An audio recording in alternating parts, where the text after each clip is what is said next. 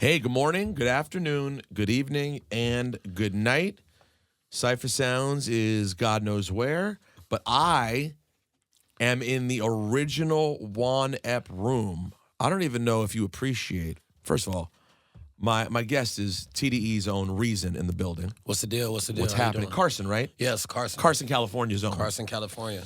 I don't even know if you know. This room right here, this is the Juan Epp original studio where the most legendary of legendaries have happened. I did not know that. We haven't done an episode in here in years. I mean, I'm talking years ago. This might be 6-7 years ago. But this is where the Jay-Z interview happened. This is where so many classic moments happened. Anyways. Oh, that's fire. Happy to have you, bro. No, I'm happy to be here. I know the first time we met, it was quarantine. It was a weird time, and yeah, it was just the screen and whatnot. So listen, I really like to pretend that it can be the exact same on the screen because I love not having to do shit. But it's not the same. It's not the same. It's not the same. It's not the same. Now you could get there, like if you already know someone really that's well. What I was gonna say. If the rapport is there, you can kind of like because you guys have that history and whatnot. But if you don't it's know, your first time meeting them, it's like it feels like a Zoom date. Like it feels like a Zoom date. Yeah, it feels like a Zoom date. Yeah. And that was your last album. That was my last album. What was the name of the last album again? New Beginnings. That was New Beginnings. 2021. 2020. Yeah, it's been a while. It's been a while, unfortunately. Yeah. Yeah. Well, also like time. What is time now? Yeah. The last few years fucked over time completely. So much. I still feel like we are literally owed a year. Like I think that anything that happened in that time, like I think everything should have stopped. The same way life stopped, rent and mortgage should have stopped. Like everything, in my opinion. If you have to pay your registration, don't got to pay it that year. I know because everyone lost out. You lost out, and you still had to pay for it. Like we didn't go anywhere, but you still got to pay for your registration. Now, let's talk about what's your exact timeline? You signed to TD in what, 18? I got announced in 18. So I signed in 2017, got announced officially. So that's usually like the official date that everybody has on there. Announced in 2018 in August, and then like right after that went on tour with J-Rock for my first joint. So I dropped my first project September 2018. And I was right on the road after that. So, with J-Rock. With J-Rock. And then you dropped again in 20. And then I dropped again in 20. And now you're here in 23, dropping at the end of the month. Exactly. But I will say the first one didn't really count as an album because I dropped it before I was signed to the label, and Top wanted to put it out to show people why he signed me. So that was the project that he discovered me off of. We just literally just took it down, put a different reissue. album cover. It was a reissue. Album cover, different album cover on it, right back up. Yeah, literally. So for people who may have missed our conversation back on Zoom, just give people the brief version of how Top Dog came to get on to what Reason was doing. Yeah, so I was kind of rocking out in L.A., just doing little shows, throwing my own events and whatnot, and Q's manager, his name is Keem, he ended up discovering me through a childhood friend. I was throwing my first headlining show, and I booked out the venue, did all that, and Keem, being supportive, he bought 20 tickets and just brought a bunch of TD niggas there, and one of them happened to be Top son, Musa. Shouts to Musa. Yeah, meet Musa. About a month and a half later, meet Top, playing records for 3 hours. It looks like he hates all of them. And then I leave that night. And then the next morning, he called me like, yo, it's not official yet, but I think my pops want to sign you. And after that, it was over. Now, you get into some of this on the album, sort of like the expectations and things that come with being TDE. Yes. Like I think we're now starting to get to a place finally of where TDE can be thought of as simply a label where different people exist in different ways. Yes. You know what I mean? Like you are TDE, you are not Black Hippie, right? Like we've gotten to that place. But it took a while where it seemed like everyone who got signed, the immediate questions are like, where's your Kendrick relationship? Exactly. Now, of course, we're in the post-Kendrick TDE era, right? Yeah. So we're entering now a whole new situation. Yeah. But so I'm guessing it must be a real blessing. And by the way, just full disclosure, like Top is one of my favorite people. Gotcha. He's of important people in the industry. I would say no one has been kinder or more appreciative or respectful of me than Top. Like he has a huge heart. I'll tell people that all the time. Top is like the biggest hearted dude that I've ever met, especially for somebody that's been so successful, has so much money. You know And what I mean? he's just loyal. He's just loyal. Yeah. That yeah. I don't ever feel, no matter what is happening in the world, like Top answers the phone. Yeah, Like that's just yeah. kind of the kind of dude that he is. Yeah. But so I'm guessing with all the blessings of that though, yeah, there must have been periods over the last 5 years that were frustrating because people have made up expectations. Yes, people not only do they make up expectations, you know, TDE fans are the kings and queens of conspiracies. So they also Tell me about this. 'Cause I don't really know. I'm not in touch with the TDE fans like I used to be back in the day. Yeah, nah, What are they like? Yeah, it's like, you know, anything that is put out there even remotely, they take it and run with it. I've had TDE fans tell me that I'm the reason that Kendrick Lamar isn't dropping, like as if Reason is that important to where if a Kendrick Lamar album isn't loaded up, you know what I mean? Reason is the reason. Reason's the only reason. Reason's the only reason that Kendrick Lamar, you know what I mean, isn't dropping. And so you deal with those pressures where you're putting your heart and soul into the music, and every single time you drop, before people even listen, they're just like, okay, well, where's Kendrick? Where's Q? Where's Rock? And you have to kind of like work through that and navigate that while still trying to remain, thankful and gracious. Like you have to still big up the ones that came before you, but then also try to navigate around people constantly shoving these big shadows, you know what I mean, in your face every single time that you're trying to put out some music, trying to put out some content, etc. Well, yeah, you don't want to ever sound like you're shitting on them. Yeah. On either the artist or the fans. Yeah, exactly. Because you want to gain their support, but also sometimes you kind of might want to be like, yo, but get off my nuts. That's not what's happening. Exactly. Like I don't care about like where's Kenny. I don't give a fuck. Right. That's not. He's living his own life. He's living his own life. Like, and my projects aren't based on solely who else I can get that you're into. 1,000%. And that's what it is. Like, you know, with the TDE fan. Now the newer TDE fans, they don't really operate that way. But like especially during the times like when I came in, I always tell people I feel like I came in at the hardest part it was to be a new TDE member because. Dot had been gone for years. SZA had been gone for years. Zay, don't even get me started. So it was constantly, where is this? Where is this? Where is this? Oh, you mean how hot they were at that time? And not only how hot, but how missed they were. They hadn't dropped a project in years. So when I'm trying to promote, you know, or you know, break in, every single thing is like, where's Zay? Like, you know, y'all pushing this new dude. Where's Kendrick? Y'all pushing this new dude. You haven't even gave us Q. You haven't even gave us Zay. And I even used that going into my last project, New Beginnings. I was like, okay, well, let me make sure I put Q on my album. Let me make sure I put Soul on my album. Let me make sure I put Zay on my album. You know, so I had a record with him and Zay and Jid, and record with Q. I tried to get a dot verse, but I ended up only getting dot ad libs. And so it was frustrating, especially because people were asking you questions about these dudes. When I first got signed, Dot and Dave were kind of already out the door. The public just didn't know. Right. And so then you're having people like, where's your Dot verse? I'm like, well, Dot's not even really. But I can't tell you that. But he's not exactly. really. It's not my place. Exactly. But and then you have the fans that's like, oh, you know, like, you know, Dot clearly doesn't, you know, co-sign for this dude. He doesn't have a Dot feature. I'm like, nah, he's just not TDE anymore. Right. But you don't know that yet. But you don't know that yet. And I can't tell you, but I just have to, you know. I got to keep doing my shit. Exactly. Yeah, and that must, did that ever add stress to the relationships with the artists themselves? Or no, it just stayed separate and it was kind of an annoyance, but you didn't let it get in the way of how you personally interacted with everybody? It was definitely separate. It wasn't like it you know, added stress on the relationships. But then again, there were also other relationships in the camp that just didn't exist. Like I don't have a relationship with SZA, but if I said that at that time, it would be looked at as like, oh my God, like, you know, is there a problem? Exactly, you know what I mean? Like, is there? And I'm like, I don't have a relationship with SZA. I don't really have a relationship with Q. It's like it's there. If I see him, it's cool. But I don't have I only at the time had a relationship with Soul, Rock, and Sir at the time. You know what I mean? And so, you know, you get these questions and whatnot, and it's just like, if you say it, it's going to be looked at as like, oh, it's a thing. Like TDE isn't, you know, they're not cool anymore, and people are beefing, and then no, they're just like, a real label. It's just it's no longer the you know that family mob that people came into it. Well, yeah, because at first it really was. It was just you.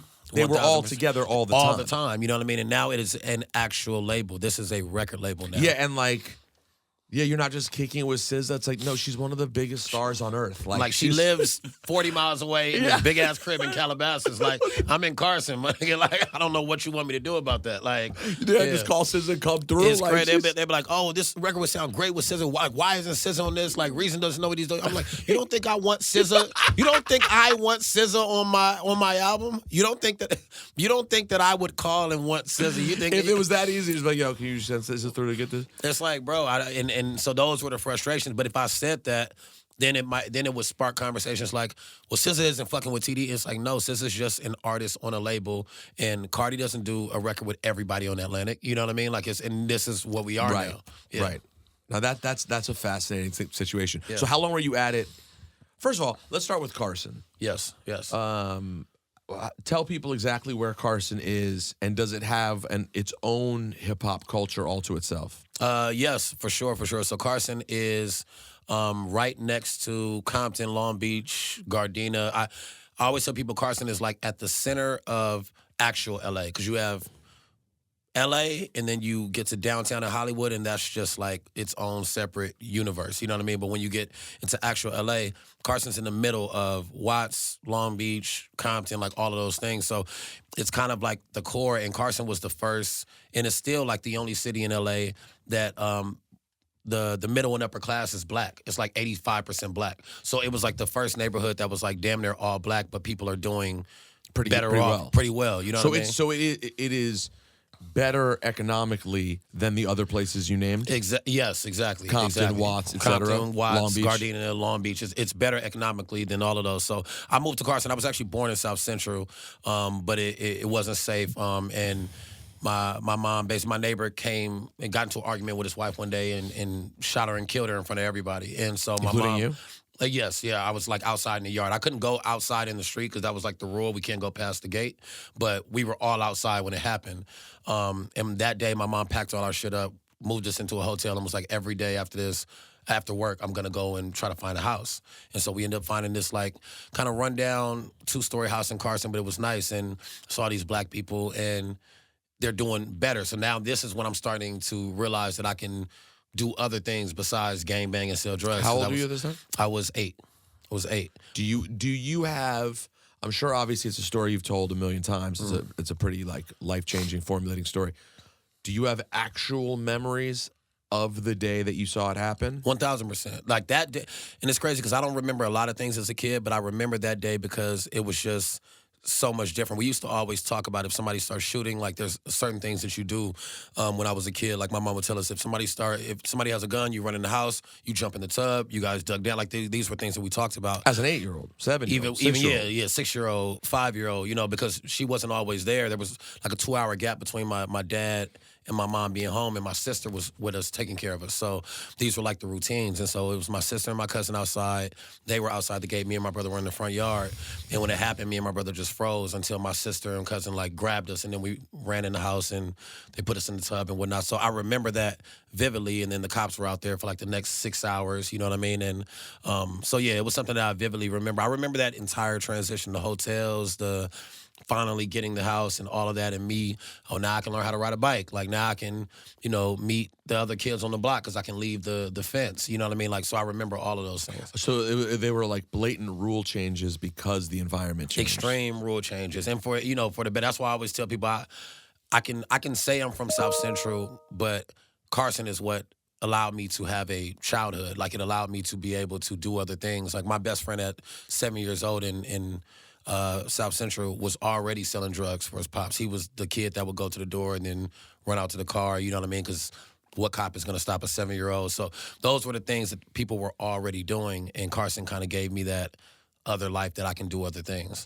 And that gives you also such a fascinating insight into just how important like class is in America. Yeah. Like race is obviously super important, and class is super important because the experience, like as music has taken us recently through like Tyler and the whole entire Odd Future thing. Yeah. You see all the different experiences of black folks in California. Exactly. It is not a uniform experience at all. But you got to see directly night and day, two different things. You know what I mean? And that was also like a big purpose of this album. It was the thought process of like, so on my street, my family owned like 5 houses on that South Central Street, and so all of my cousins were there. So when I moved, and then I would come back and visit my cousins, I saw the difference in the environment and what the product is, because I'm coming back to visit my cousins these are my cousins I saw damn near every day, and our lives are drastically going different directions because of the move, you know what I mean? And so it allowed me to understand, like, the porch that you're on, determines where you are or what you're going to be doing. And not to say that you can't do anything else, because, of course, there are the anomalies. There's the hoes that come from that, and then, go to be Jay-Z. But it's really hard if you've never seen anything else. So when you go to Carson as an 8-9-year-old, Yeah. what did you start like culturally getting into? Because I think it's interesting that you say you're from Carson and not South Central, because obviously people would always want to claim South Central because it makes you sound hard. Makes you sound cooler or hard, whatever the case may be. But you also know that culturally we don't really form until after age 8. Exactly. In terms of what we actually do, you know what I mean? Yeah, like the interests we have and so what did you first start getting into culturally growing up as a kid in Carson? So some of the things were the same. It was just dialed down. So like I still went through like the gang banging stuff and trying to decide if I wanted to be a part of that or not. It's just in South Central you're basically forced to do that. In Carson it's like, oh, I have a choice. I don't have to. You could be those kids, or you could be skater kids, or you could be... You know what I mean? So for me, I kind of chose, like, the athlete route. I still hung out with a lot of the gang niggas, but they because you played sports, a lot of them just kind of, like, let you, be around for certain stuff and then send you home for other things. And I got into the life. I got into the little skateboard movement for a while. I got into the little jerk era for a while. Like, I was able to experience all of those things and kind of just branch out and see what I actually had interest in and what I didn't. What kind of sports were you playing? I was playing basketball. I played basketball my whole life. I played basketball up until basically I started doing music. So I didn't start doing music until 2015. And so you were a pretty serious ball player? Yeah. I was supposed to go overseas and play in Greece, and my college experience kind of made me fall out of love with it. It kind of became a real business in college, and then I also had like some racist stuff going on with my coach, where it was like this weird thing the NAACP had to get involved. Whoa. We can't just. This is why we're doing the podcast. We can't blow past these things. Wait, so you played high school series? At what high school? Played high school at Carson and Narbonne High, and then I went to junior college because I got accepted to go to USC. My dad worked at USC my entire life, so I got accepted, and I could have went for free, but I really wanted to play basketball. I wasn't good enough to play at USC. So you're like, I got to choose now between the free education at SC or playing basketball, at a lesser school, but a place where you could play. Exactly. So I went to junior college. I played 2 years at Cerritos Junior College. Got a scholarship to a small school in Iowa, which was What weird. school was that? Northwestern State. Northwestern State. What division is that? Division 2. Okay. Division 2. So Division 2. I played there for 2 years, and the situation with my coach just kind of turned me off of the whole thing. So what happened? It's funny because I didn't see the signs when I was getting recruited by him. He would say weird things, and I just kind of never really noticed it. Like, he was like, you're going to be one of the only black kids in the neighborhood, so you're going to be like the black speck on the white wall. And I would never kind of like notice these little things until I got to the school, and then I realized that, okay, he only recruited me because the year before they were in a tournament and ran into a black guard. The guard gave him 50, so he was like, let's go get a black guy to guard the other black guy. Literally, like, he told me that, like, out of his mouth, like, let's go get the black guy to guard the other black guy. He would have conversations with me like, black people are the soul. He said Mexicans are the hustle, and white people are the brain. If you put them all together, the body works well. But if you had to choose one, like, wouldn't you rather be the brain? Like, these are like real conversations that he would have with me. And, as a kid that just wanted to play basketball, I would kind of ignore a lot of them just because I didn't want to get on his bad side because I wanted to play. Because you'd already made the decision at that point? Like, I was already there. You know what I mean? Like, so I was already about like 6 months in and there.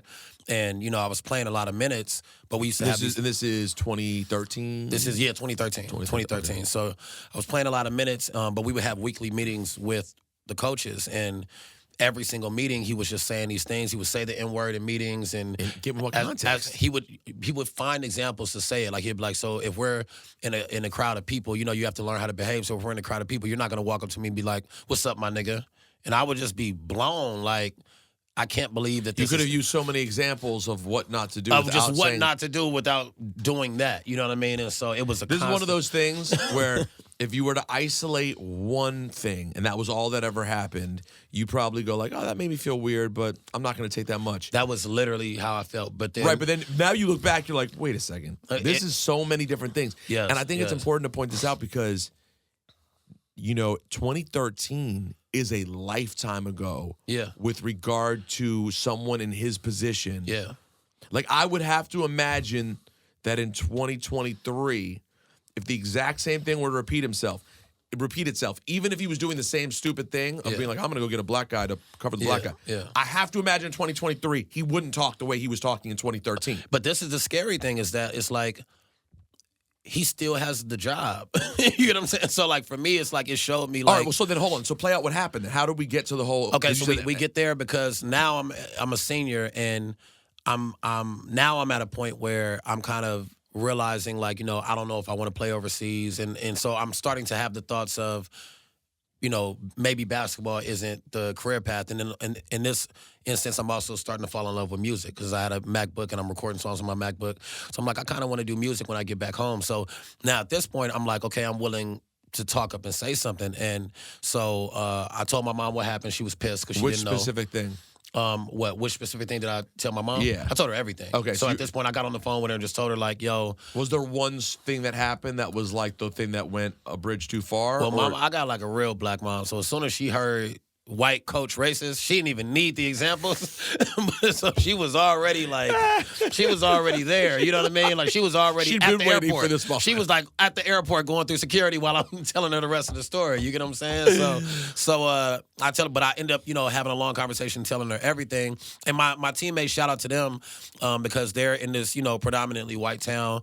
And it was about 3 of them that they would notice these things. And they even, when the NAACP stuff got involved, they even co-signed as witnesses as some of these things happened because they could see the difference clearly, like, between how the coach would treat them and versus how he would treat me. They could clearly see it. And had that become a conversation with them prior to it exploding? Yeah, we like, they would come to me after practice sometimes and be like, I'm really sorry that you got to go through this shit. Like, but I wouldn't even say anything, and they would just walk up to me and be like, yo, bro, I'm really sorry you got to go through this shit. Just know that we're happy that you're here. Like, they would say things like that automatically, you know what I mean? And that's what kind of made the experience a little bit better because I knew that my teammates, were rocking with me, and I didn't have to think that they were looking at me the same way The coach was. the coach was. All right, so you tell your mom the story. Yeah. She comes in.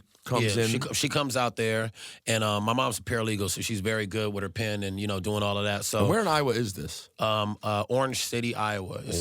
Orange City. It's like 3 hours north of Des Moines. So 3 Des Moines hours north of Des Moines. Des Moines, How far Iowa. from Davenport? I want to say like 2. Okay, so I wanna it's say it's 2. out there. It's out there. It's like It's Field of Dreams, Iowa. there's like 2 restaurants in the town, 2 fast food places, 1 gas station. Okay. And This is America. Is that America, baby. You out in America. Yeah, is that like Mitt Romney came and visited my school? Like, Wow. Yeah, I'm so scared because there's a picture. So I'm very big on experiences. So I'm like, coming from all black neighborhood, it's like every election, Democrats, niggas, we here. We not. You don't even have to know anything about the candidates. And so when Mitt Romney was coming to my school, I'm like, I want to hear what he got to say because I've never, did it or whatever. But in order to get into the conference, you had to take a picture with Mitt Romney. So there's a picture out there with me. Yo, that's hilarious. There's a picture out there with me and Mitt Romney. By the way, life is so insane Yeah. that you fast forward. That picture has aged so many different ways because now, relative to the Republican Party, I would take a picture with Mitt Romney. That's what I'm saying. But It's at so the time, crazy. At the time, though, bro, that's wild. And this is when Obama is trying to get elected, and so I had so many like that's why I say like my perspective, especially like when it comes to the music, I'm able to look at things so differently because I've had so many different perspectives. I had a roommate, shout out to Eric, he grew up the same way I grew up, hardcore Democrat. He grew up hardcore Republican. So when Obama was running, we would have those conversations. Like, me and him were cool enough to where we could have the uncomfortable conversations. And he would be like, you're only voting for Obama because he's black. And I was like, yeah. And he was like, "You don't think that's right?" And I was No, like, I'm only voting because he's black and he's a Democrat. Yeah, is that? And he's a Democrat. Excuse me. But it's funny because we had a conversation and he was like, "Why is it okay for you to only vote for him because he's black, and it's not okay for a white person to not vote for him because he's black?" And I told him, I said, "Well, the difference is that, but these are the uncomfortable conversations that people will look at." Right, you, he wasn't asking he it wasn't to be asking- nasty. He was asking literally it rhetorically. asking like, why is that okay? Like, why is it okay for you guys to pick somebody because of race, but us to not pick somebody because of race? And I had to tell him, I said, if I have a son, I can't tell my son that he can become president and believe it because we've never had one.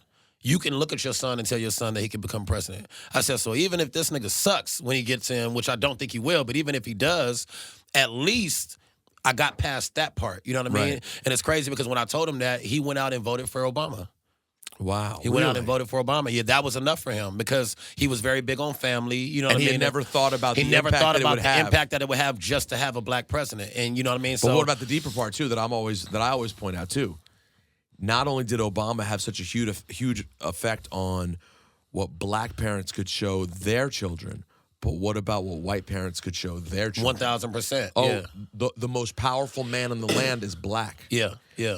Now listen, that led to some really horrifying repercussions, No, of for course. sure. But it also led to some really beautiful things 1,000%. that we haven't necessarily reaped yet. But Exactly. it's there. And I truly believe that the younger generation, because of that, exactly what you said, it's like now you can't look at a black person as less than because you were When you were 10 in the were first- 10 for 8 years, the most powerful person on the entire planet was a black man. So from 10 to 18, which is your critical years, that was the case. And for him, because we were so close, me saying that, we were already damn near like family. So he's thinking of it in the terms of like, damn. So if Rob had a son right now, like I couldn't even look his son in the eyes and tell him that. You know what I mean? So that was enough for him. And Wow. he went out and he voted for Obama. All right, so back to the story with the coach though. Yes, yeah. So your mom comes to town. She's nice with the pen. She's Yeah. like, we got to figure this out. And what did you do? So she writes out a letter to the NAACP. She talks to my teammates. She gets them to sign off as witnesses and whatnot. She doesn't go talk to my coach because I beg her not to. I'm just like, come in town. We can figure it out. So we go stay at a hotel. Writes it out. She talks to my teammates. They share some of their stories. She writes out like this 12-page report to the NAACP. This is what's scary. So we turn it into the NAACP. They send a letter back to the school immediately. So shout out to them. It was fast. Like it was like, nah, we're not rocking. Like right away. They sent a letter back to the school, and so I forgot what they call it in college, but the head person at the school, I don't think it's like a dean or something, but whatever that title is.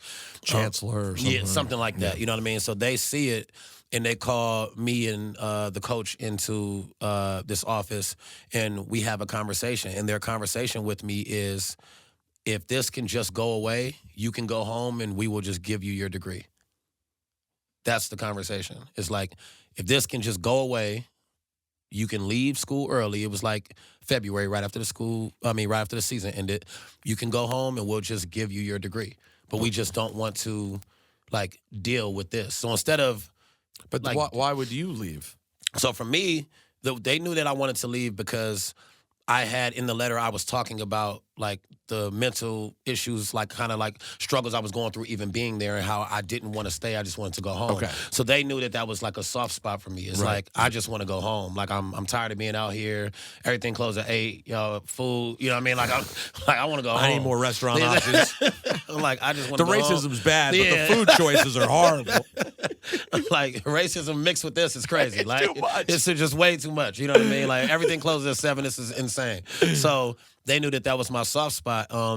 And this is one thing, I don't have many regrets in life, but this is one thing I regretted. I took them up on that option and I went home. And it wasn't because I was scared to fight that fight. And if I could go back now, I would do it just because I would think about all the future, you know what I mean, endeavors. Like, he probably still wouldn't be there. But for me, I was being selfish. I was like, ain't no black people here anyway. Like, y'all whites could deal with that shit. Like, I just want to go home. You know what I mean? And so I took them up on that. And what year was this? This was 2014. No, but what year in your college? Oh, my senior year. So it was your senior year. Yeah, so I was done playing basketball, and I already had some overseas tryouts set up for when I got back to LA anyway. So for me, I was just like, you know what? I just want to go home. And so I took them up. And it's something that I regret because there's gonna be other kids that are black that go out there and they're gonna have to go through the same shit. And he's still coaching. He's still coaching. I check every year because I'm just blown that he's still coaching. Are there black players on the team? 2 years ago, I checked the actual roster, and there were 2 black players on the team. So I can only imagine, you know what I mean? But I will say that the 2 black players on the team were from out there, so maybe they're used to it. Like, maybe it's not as bad as, with me, but I was the first kid from, like, a urban environment that he had ever recruited. Do you know how much of it got? But he was in the meeting, though, right? Yeah, he was in the meeting. Yeah. So he was aware of what happened. He was aware he was very aware of what happened, and he wasn't even sympathetic in the meeting. Did he ever apologize or never ever? He never reached out afterwards. That's what I'm saying. Like, he's never reached out, never did anything, and it was just a situation where, this is even the chancellor, whoever it is, they weren't even surprised. It was just kind of what can we do to make this go away? How good a program is it? We were actually nice. I will say that we was number 2 in the nation. So is that part of the thing that it's one of the things in that town that actually matters? I think it's the only thing in that town that matters is the basketball program. You know what I mean? Like, when we had games, the entire town comes out. People knew me by first name basis out there. Wherever I went, I got free food and shit. So it is a thing. So they're happy with what the program They're happy. is. They're very ecstatic with what the program. That is a element of it. You know what I mean? Did you see the Bob Huggins story recently? I did not. So Bob Huggins, who was coach forever at Cincinnati, and now this was at West Virginia. So first, I guess 2 months ago, he called into a radio show I think it was in Cincinnati. They called him. Probably the old radio show he used to go on, but they're still cool with him. Gotcha. And they called him, and he starts talking shit, and he's messing around, and he says crazy shit. He used the F word slur for gay people about probably those Catholic F words, blah, blah. Crazy. I never heard anything like it because he had Catholics and gay people in the same line. I never even heard anything like it before. I was like, oh, wow. He's sweeping through. Yeah, he really and the guys were like, oh, and they kind of laughed it off, and he had to put out an apology, whatever. He kept the job at West Virginia. Bro, and I'm thinking, but if you're a gay student, a Catholic student, a gay Catholic student, if you're anyone there at West Virginia, of which I'm guessing all those people exist, it's a state school. Yeah. But they kept him. And then 6 weeks later, he got hit with a vicious DUI. And now he's out. The first strike, the vicious homophobia wasn't enough. But when you add the DUI on top of it. But I say that because to a bigger degree than out there in Orange City, Iowa.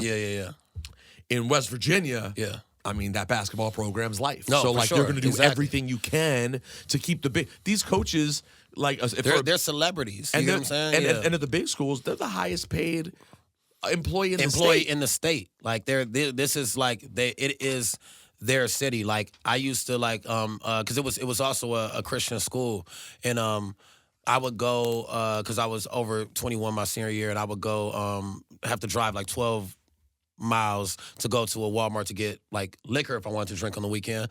And there would be people in that town that would text them yo, your player's in here. Just to let you know, your players in here. That's how I'm saying that's how prominent he was. Everybody knew who he was. There was nothing that you can do in it. So that was kind of his town, you know what I mean? And I also believe that that's why he coached there for so long, because this is a very successful coach. Could have moved up into Division I easily a long time ago, but I just think that was, that was his realm, you know what I mean? And he was comfortable there. So yeah. So you go home to Carson, and how serious does the music thing pick up pretty quickly? It picks up right away. Right away I get there, my agent calls, he's I got this contract for Greece. I'm like, nah, I don't want to do it. I'm a rap. He was pissed because he was working on that contract for a long time. And could you have made good money in Greece? I would. That was one of the reasons I didn't want to. I would have been starting from the bottom and having to build back up. What would that have looked like? It was $1,200 a month, but they also give you room and board. Right. Yeah, so it's not real money. It's not real money at all. But you stack a few $1,000s. Exactly. But it's if you come out here and average 20, then maybe you can next time make $3,000 a month, and just kind of slowly work your way up. And I was just I'm not. That's not the basketball dream anyone signed up for in any type of way. And at that point, this isn't some path to the NBA. I'm not going to the NBA. This is just a path to trying to get to a decent job. At this point, John Wall's coming down the middle, right hand, left hand, doing whatever. I'm like, I'm not going to the NBA. Right. I would have already been on a different path. I would have already been having, these mixtapes and highlight tapes out. I'm like, right. Yeah, this isn't worth it. So I can go to Greece and not speak it would have been any an language. experience. It would have been dope. You know what I mean? You would have had some upside, I'm sure. Yeah, but I can also, just save money and go to Greece. Like, correct. Now you go to Santorini, get a room and relax. Exactly. Yeah. So how did you have a team yet of people trying to help you with the rap? I just had the homies, but I had graduated and I had a degree in business management. I double majored business management and sports management. Got the degrees for free. Thank you, coach. And but I say that to say I knew that I had to come in and attack it differently than every other LA rapper that was doing it. So I knew I had to be consistent. I knew I had to invest in myself. And so I came home, got a job, and just started pouring into my music career. What was the job? I was working at as like a sales rep for like this turf tolerant landscaping company. Basically, California's going through a drought. They come in, rip up your grass, put down like mulch or artificial grass, whatever you want, and then we would collect the rebate from the state because the state was offering rebates. So this is just a straight up desk. It's just phone desk, call. cubicle. I would be there, headset on, listening to music in one ear. All of this though still goes back kind of to you moving to Carson. 1,000%. Because that's some very middle class, educated. Exactly. Go grab a quick job. Exactly, and it's like a lot of the other artists. Because some of my cousins were artists too, but they're making the money doing other things. You know what I mean? And that's a pain in the ass, bro. For sure. You might make more money and get to have more glamour. Yeah. But like the idea that you could be just doing your jobby job while building your career. I mean, you could look across. I mean, it sounds like, it's the same as Lil Dicky's story. It's very similar. It's funny because I'm a Lil Dicky fan, and it's very similar to his story. You get a job, you're able to get a job, and exactly. then just work on the music and not feel the stresses of like, oh my God, if this doesn't go through, what's going to happen? And I'll tell other people like that shit is hard because I tried to sell weed. That shit is hard. Everybody got a weed man already. That shit way harder than selling grass.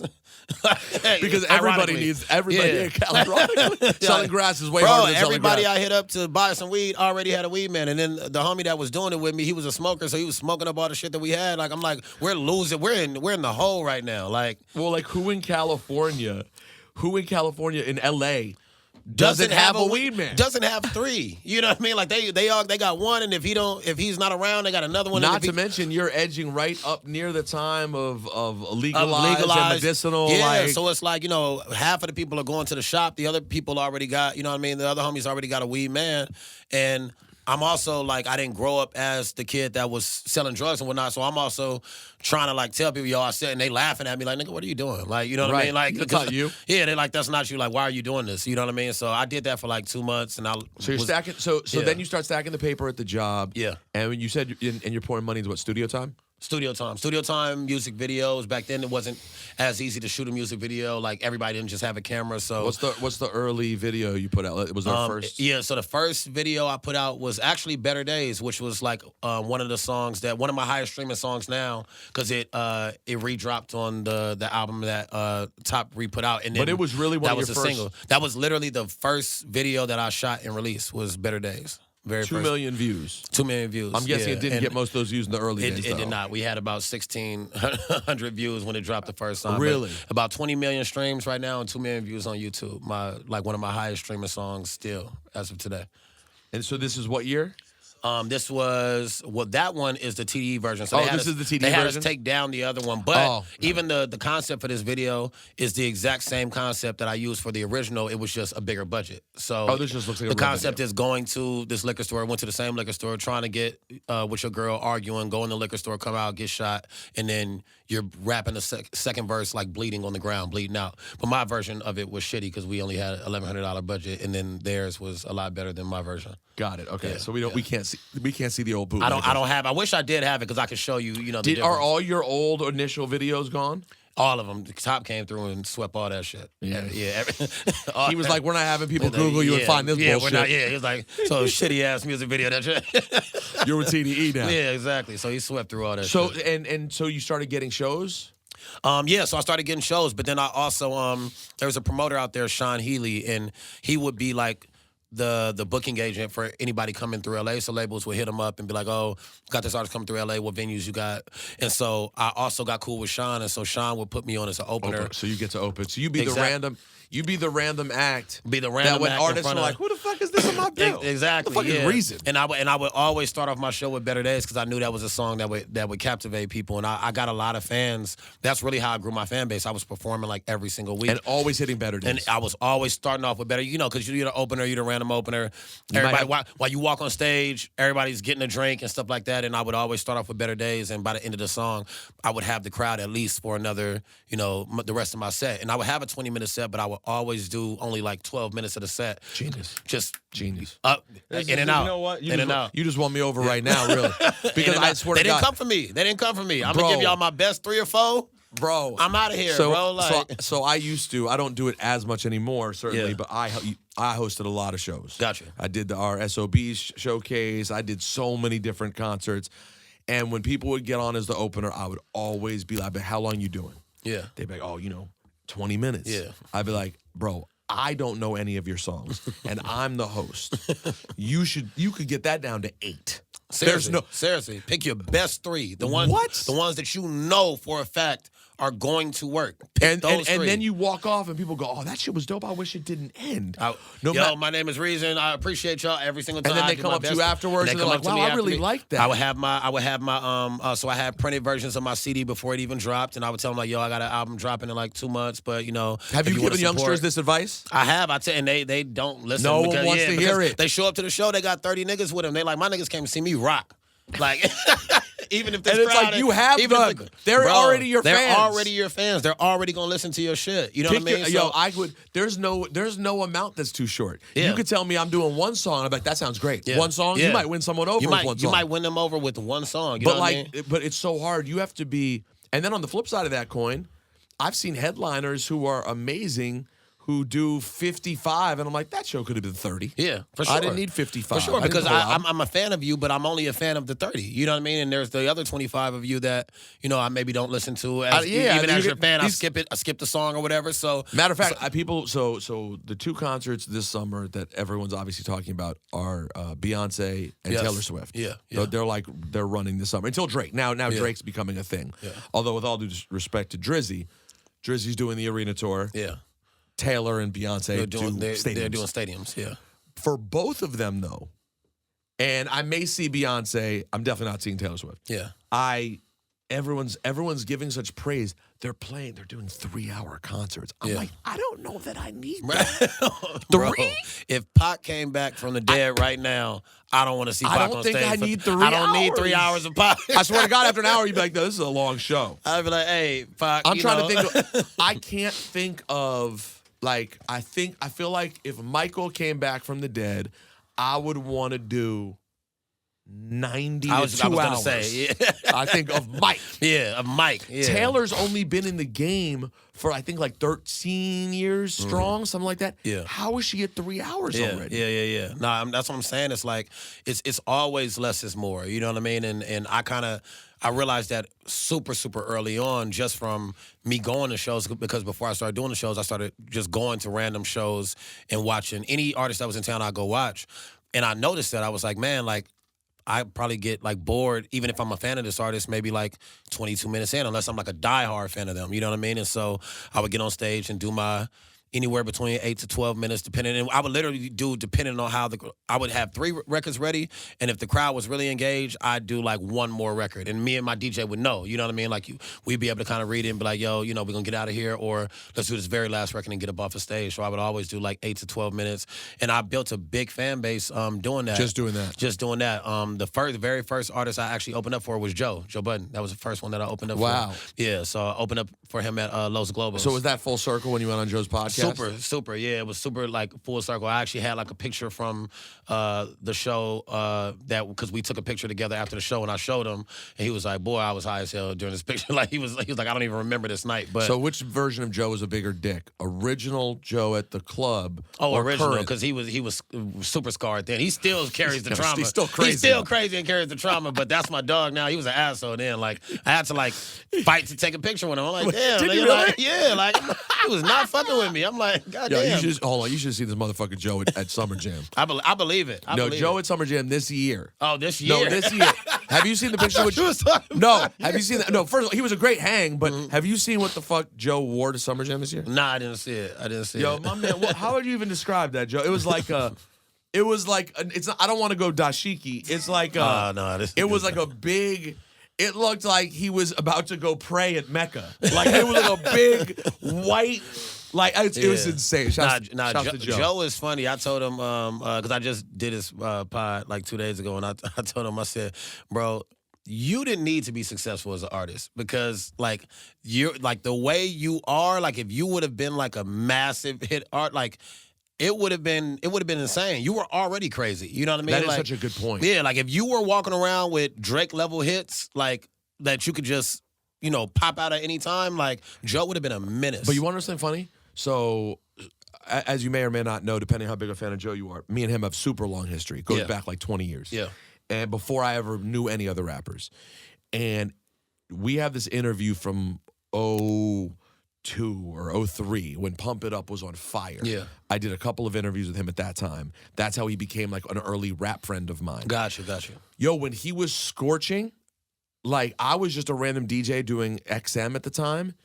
He was cool as a motherfucker. Yeah. It's really interesting actually. Like, he didn't have now that I'm thinking about it, when I remember Joe from that era, I was an absolute nobody to him. And he gave me zero dickhead vibe at all. Like, he would come do my show, hang out for an hour, talk shit. Now, granted, he thought I was very funny, and, like, he was one of, as much as I always try to take credit for helping Joe start his podcast, Joe was one of the first people, even though he may have not said anything to me or, like, went and did anything about it, the way he treated me showed me, like, he fucked with me. Yeah, exactly. He clearly knew that even though I was a nobody, I was meant to have a bigger platform.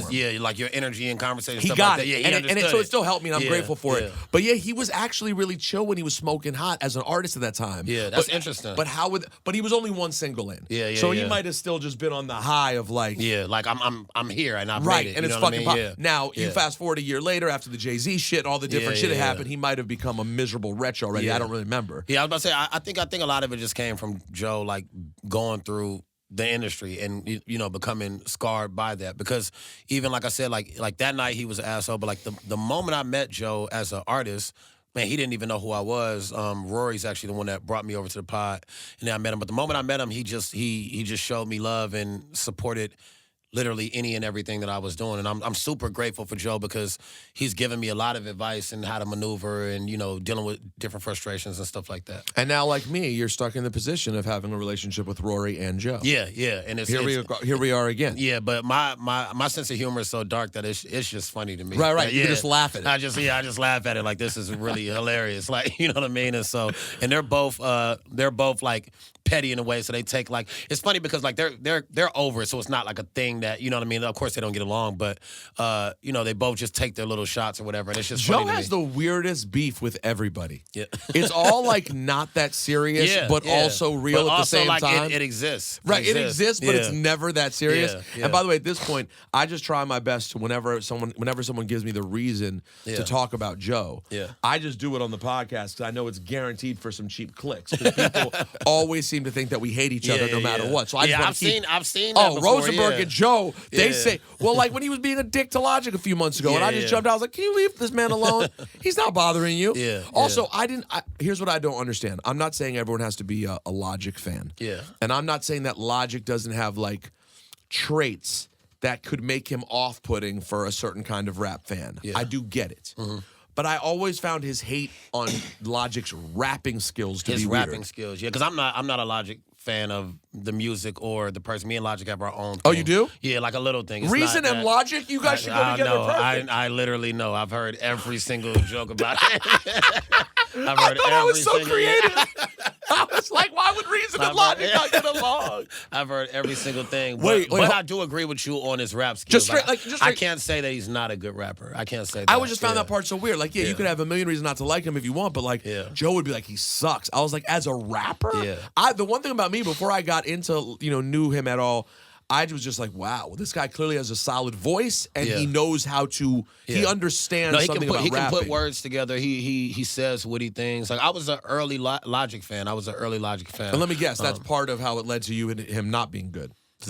No, it wasn't necessarily that. It was. This is the thing. It was kind of my fault. I'm big on accountability, so it was kind of my fault. I love this. Yeah, this is what we're here for. What happened? It was kind of my fault. So I had a record called The Soul Part 2, and at this stage, I went on Joe's podcast, and Joe accidentally called me. Joe accidentally called me Logic on the podcast, just speaking too fast with Logic, and then he made the reason joke, and he was like, so I had the song called The Soul Part 2, and I had a line during the end, and I was like, because after this, fans started running with it and being funny. I was like, talking shit and calling you Logic? Calling me, you know what I mean? Because Joe's podcast is on fire, so it's a bunch of fans that met me from that podcast. And by the way, and Joe has his share of people who are fucking, all due respect, real quick. Yeah. He has normal listeners, and he has fucking losers who are just going to obsess and say whatever he says. And that's what it was. It was those. So I had a line where I said, see, I'm going to stick my name for Logic. You got me fucked up. How you compare a nigga that take from a culture versus a nigga that's for it? So I started it. You know what I'm saying? I started it because I did feel that way. I felt that way, and I'm unlike the where the rap game is now. Everybody is it's soft. When people have issues, they do subliminals. Nobody really throws the direct shot. So for me, how direct I am as a person in real life, I didn't even consider that as a shot. I considered it this is the narrative. Everybody says it's the narrative. I'm just speaking on a narrative that already exists. And so, Logic fans was pissed off about it. And I took accountability. I was like, yo, if y'all feel a way about it, you know what I mean? I apologize. Logic did nothing to me. I said that or whatever. And so Logic, the issue that I had with Logic after that was... Well, let's start here. Before don't forget that. Yeah. But real quick, why do you feel that Logic takes from the culture where you give to it? Because I was an early Logic fan, and Logic made his career off of, I'm black, my dad's black, that entire thing, I can say nigga, all of these things. And I felt once he got big, it became put the white hat on and be able to get through that and love everybody. His album was called Everybody. And it was it was no more about black plight. It was about, gays go through this, white lower class people go through this. It was talking about everybody. And I felt don't wear the black hat to get where you want to get. And then, because that is the issue. If you're black, you can't take it off. You know what I mean? And so we can't just take it off when we want to, but you can use that to build up and then, do that. So that was my issue with it. Yeah. So, I'm not saying okay to agree. No. You're just saying you understand what I'm saying. I understand the point you're making. Yeah. I think there's more in there to get into it, but I hear what you're saying. Okay. Yeah, for sure. And that's what I'm saying. And I'm also not the type of person to think that I'm just automatically right. So that was the reason why I went out and I apologize because I was if y'all feel away in this deeply, because the Logic fans were just at me. It's if y'all feel away that deeply, I apologize. It wasn't meant to be, taken that way or whatever. So that's what I said. So Logic came out, he did the smart thing and said, I don't know who Reason is, which he knows who I am because Logic follows TDE very, very, very, very, very closely. So I let it go. But my issue with him is that he kept doing this thing where I don't know who Reason is, and then he would go on an interview and make jokes about me. And then go on another interview and be like, I don't know who Reason is. And then he would go on another interview and make jokes about me. So for me,